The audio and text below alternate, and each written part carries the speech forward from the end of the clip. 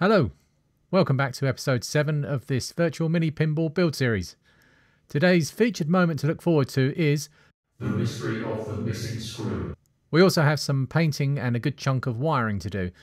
There's also some sanding of edges and corners. I know how you like that. Before we start, my apologies for the tardiness of this episode. I managed to be distracted by the shiny newness of live streaming this build and wasted a couple of days doing that instead of actually, building. If you didn't see the live stream, you can watch it on catch up. We had lots of fun chatting and building, with the end result a nice house for the exciter amps. I don't plan to live stream every week. It's a huge time sink and I think I'm better off just getting these episodes filmed and released. With that said, I will occasionally decide to live stream on the spur of the moment if the timing is right and I have something reasonably interesting to say or build. Make sure you're subscribed and switch on notifications so you don't miss that. I originally planned to put the amp house on the bottom of the cabinet next to the bass speaker. On a whim, I thought a better use of space would be to fix it to the top of the bass speaker. I'll have to test later if there's any interference between the sound sources. It's fairly sturdy on here with just a couple of screws.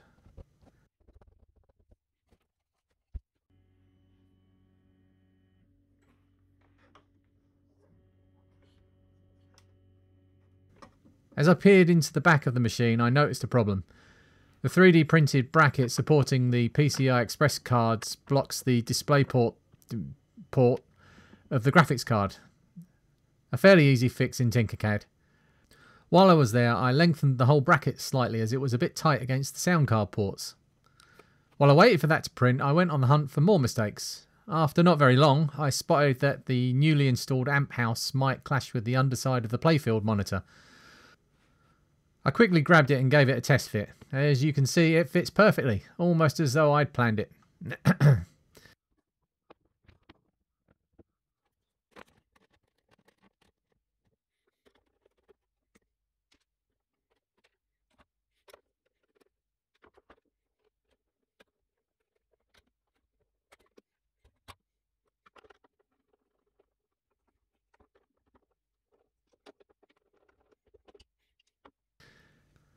Fresh off the printer.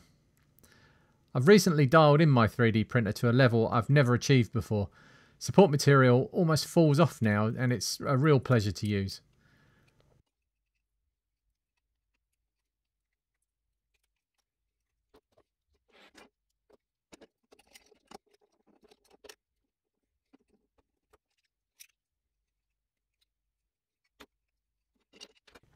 While I had the PC board out of the cabinet, I glued a support under this back edge where I wasn't happy with the lack of support. A hole here for another screw fixing it to the base of the cabinet would also be a good idea.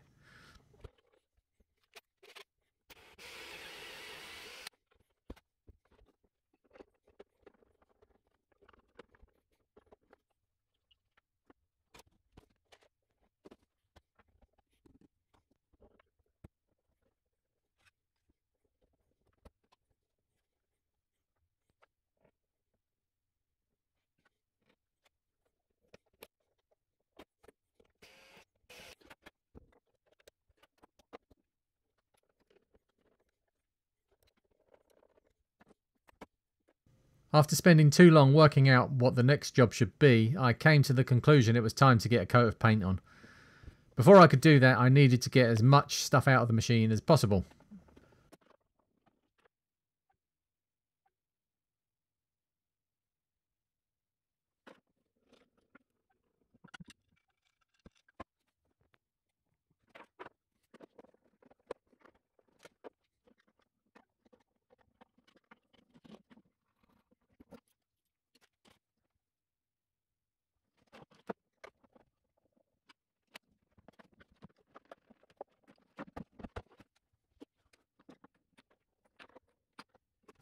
First, a blast with the random orbital sander to level up the protruding edges. When I put the cabinet together, I made sure all the visible edges, like these ones at the back here, were slightly proud. Sanding them back is relatively simple. If I tried to line them up precisely, the chances are that one or more of them would have been set a little bit back from the edge.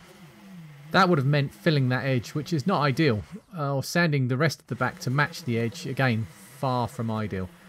But the edge of MDF is really easy to sand, and after just a few minutes I have a perfect flush finish.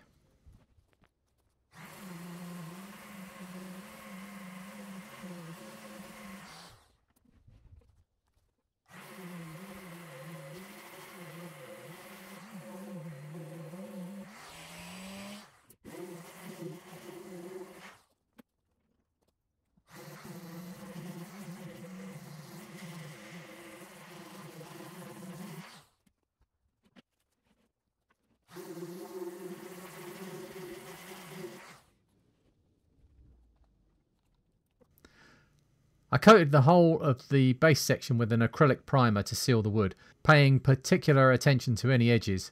MDF edges greedily soak up that first coat. I mistakenly threw away my small roller. This long radiator roller was all I could find. Fear not though, I have since purchased another, so future coats will not make me look like I don't know how to paint.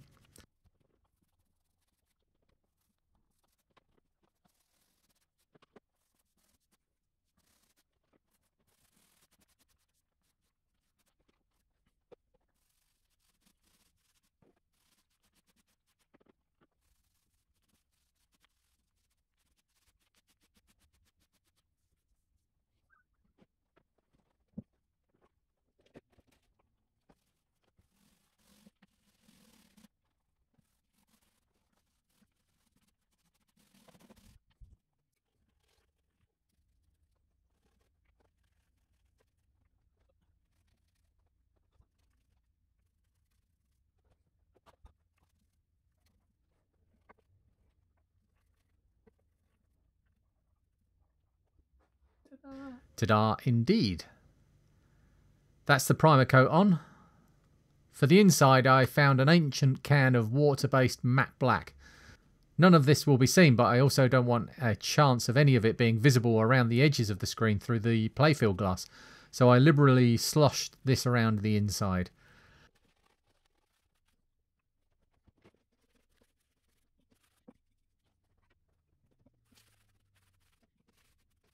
Once that's dry, there's no reason to delay installing everything inside for the last time, hopefully.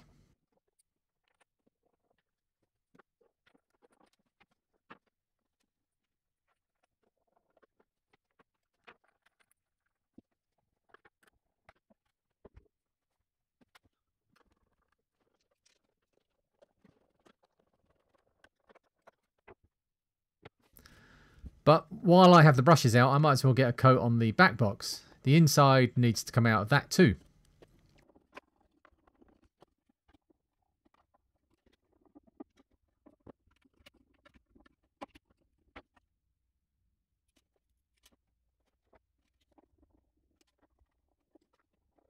The screen bezel I made still has a few rough patches. This 240 grit paper is simply excellent. A small piece lasts for ages and seems to cut better than cheap, heavier grit paper. It leaves a perfect finish, great for between coats too. It gets a big recommendation from me. None of the edges of the back box will be visible, so there's no need to break out the power sander. Hand sanding will be fine. The inside section will be black, at least for now. I'm not sure what the colour scheme of this machine will be in the end, but I think this inside section will probably be black, leaving the artwork for the sides and the front of the machine. I cover the edge of the MDF in case the T-moulding doesn't lay perfectly flat. I don't want even a chance of bare wood being visible.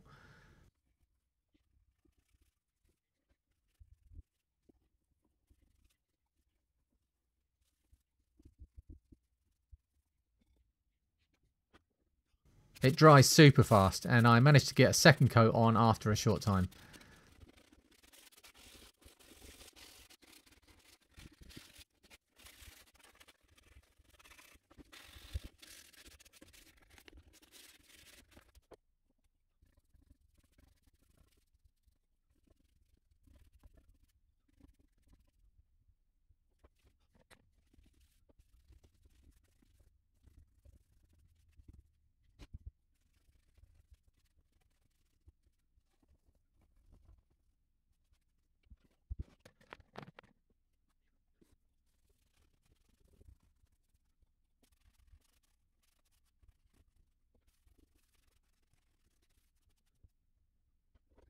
Again, a quick coat of primer for the outsides. I intend to give this a few coats of something matte, probably an eggshell paint, which I'll sand perfectly flat before I hand paint the artwork.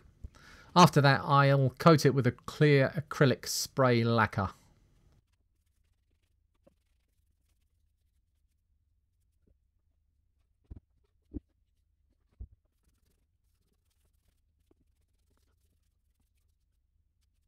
After the success of the first stream, I, in my infinite wisdom, decided to do another one, this time taking the time to plan and prepare. I exhausted myself doing this and learned a valuable lesson about making the most of my precious time. The subject mostly of the build that night was a house, see a theme, for the Pinscape KL25Z board. This would protect the delicate Pinscape board from clumsy hands reaching through the coin door. I also wore a terrible hat. You should watch the video, if only for the hat. The new Pinscape house was fine, if a little messy. I thought I should trim down the extra bits to make it a little nicer all round.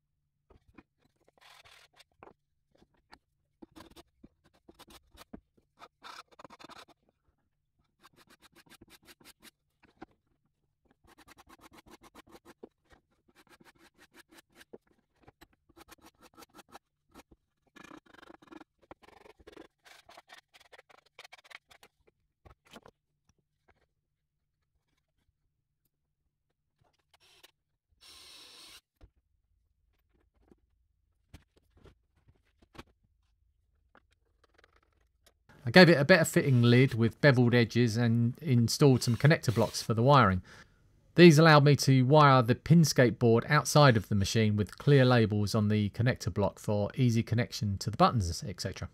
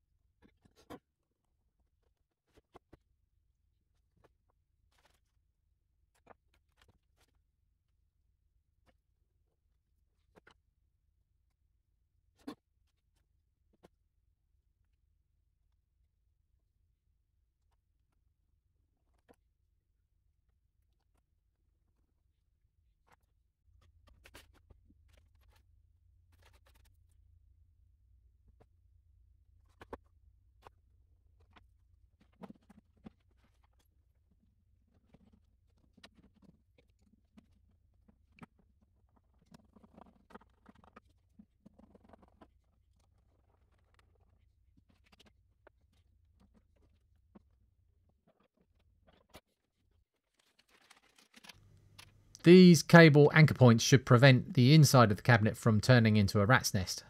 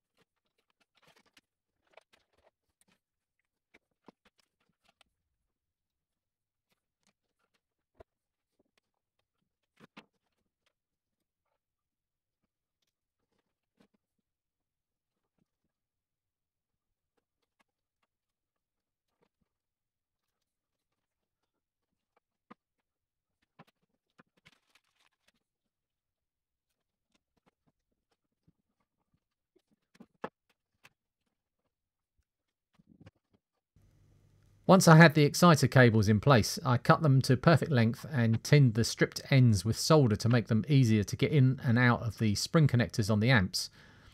This makes it so much easier to use this type of connector.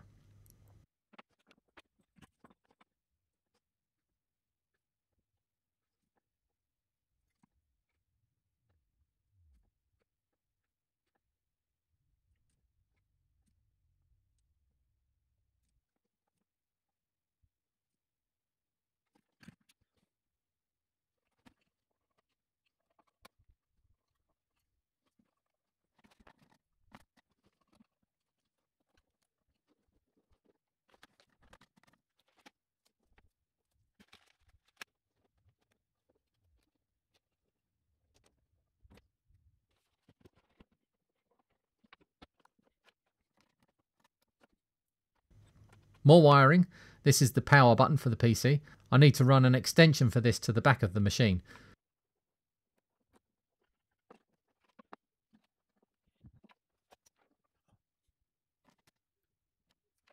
This is the 12 and 5 volt power supply. The fans will run from the yellow 12 volt wire. Watch closely now. There are 2 fixing screws in that connector block. One of them is going to get free and cause a few minutes of panicked searching with images of a fried motherboard caused by a stray screw laying unnoticed in a sensitive area running through my mind. But will you spot where it went? I didn't. Distraction? There's a stray bit of wire that needs trimming. Where are my cutters? They both dropped out.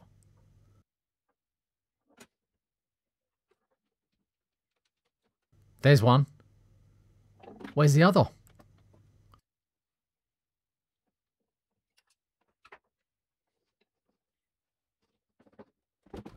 A shake doesn't reveal its location. It's probably stuck somewhere dangerous and hidden.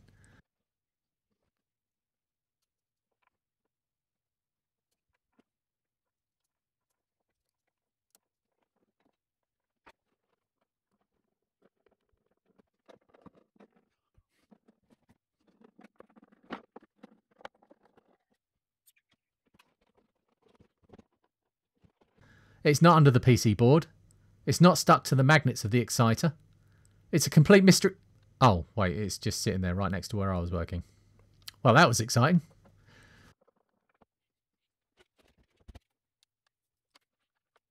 This was the old wiring loom I made when I did the first test of the buttons and controller. I'll recycle these wires, but this time I'll tin the ends with solder and cut them to a more exact length, which will be easier to keep tidy.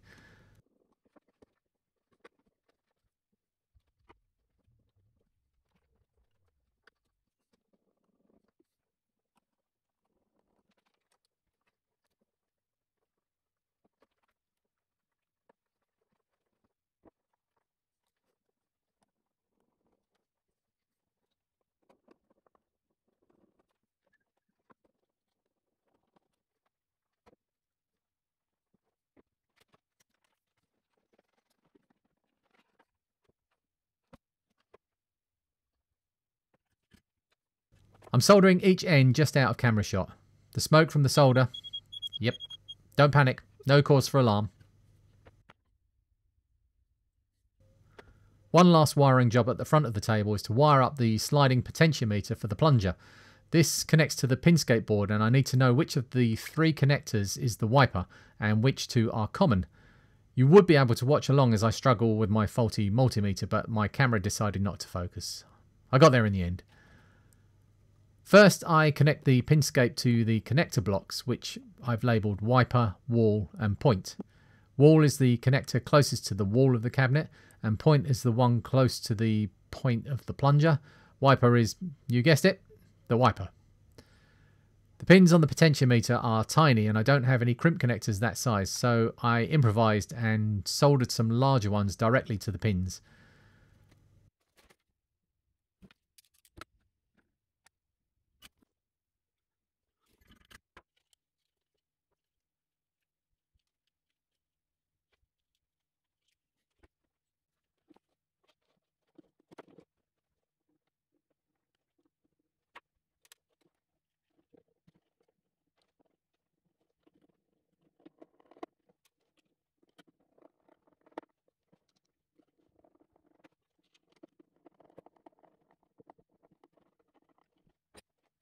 That's the control and speaker wiring just about complete. As you watch me tidy up the last few cables, I'll say goodbye. I hate to keep banging on about it, but a click on subscribe will brighten my day. Probably yours too. Click the notification button if you would like to be informed of future videos. I don't think this is a click here to make Lee happy button though. It's probably more useful to you than me. Don't forget to check the links in the description below. You'll find many social media and other stuff I've been told are important for someone that makes YouTube videos to have. I find all that stuff a little embarrassing to talk about though, so I think you'll have to find out for yourself just what hidden gems await you in the description. I didn't talk about the like button, did I? I tend to click on like on other people's videos more since I've been making my own. It's up to you, there's no pressure. What harm could it do? And then we come to the comments. Keep them coming. Ask questions. Heap praise. My ego is ready and waiting for your tender ministrations. But do talk to me, if only so I know you aren't Russian bots. Finally, the build is moving apace. I've ordered some major parts, which I hope to be able to show off in the next video. Also next time, I'll be plugging things in and giving them a test. Who can guess how many parts broke during the build? Did I mention the back box fell over and crashed onto the floor? Will it still work? You'll have to find out next time. Take care.